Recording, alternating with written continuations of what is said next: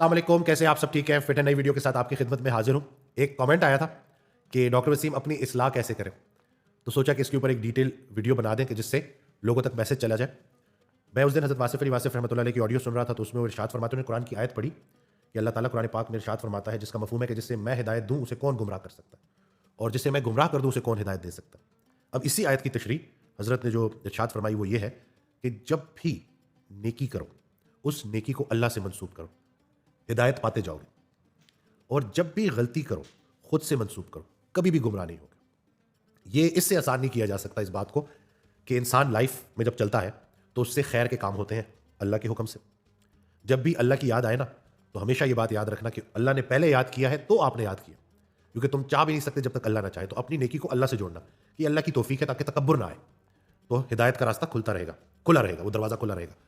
और जब भी गलती करो अपनी गलती को दूसरे से मंसूब ना करना। उसकी वजह से देखो ये हो गया, सारे झूठ बोल रहे थे तो मैंने भी झूठ बोल दिया, अब सारे झूठ बोल रहे हैं तो आपने क्या बोलना है? सच बोलना है। इसी तरह से दूसरों की गुनाह की अक्सरियत आपके गुनाह की दलील नहीं बन सकती।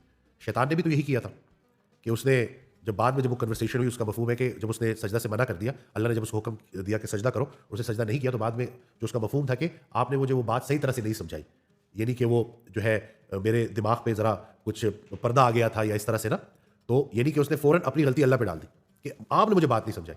तो इसलिए जब भी गलती हो फ़ौरन अस्तगफिरुल्लाह करो और बोलो कि अल्लाह गलती हो गई, माफ़ी दे दे। माफ़ी मांगने वाला भी बड़ा दलेर होता है और माफ़ी देने वाला भी बड़ा बाहिम्मत इंसान होता है। आजकल अगर आप मुआशरे में देखें, लोगों से जब आप बैठें बात सुने तो वो कहते हैं उसकी वजह से ये हो गया, फिर उसकी वजह से ये हो गया। हालांकि हकीकत यह है कि अकीदे का पुख्ता इंसान जो होता है ना, उसको हर रास्ते पे नेकी मिलती है। किसी ने आपके साथ बुराई की, आप जवाब में अच्छाई कर दो।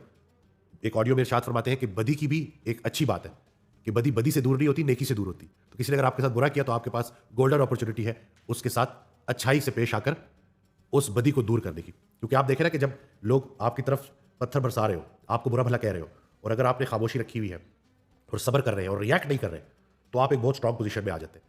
वल्नरेबल आप कब होते हैं? कि जब आप रिएक्ट करते हैं और फिर सारा का सारा गुस्सा कर जाते हैं और सारा का सारा मामला खराब हो जाता है। तो इसलिए इस्लाह उसमें जो एक पहलू है कि देख काम करने, अल्लाह के हुक्म से करने हैं, अल्लाह की तौफीक है तभी कर रहे हैं, और दूसरी तरफ जब भी गलती होगी तो तौबा का दरवाज़ा खुला है। बड़े से बड़ा गुनाह भी अल्लाह के फजल से बड़ा नहीं है।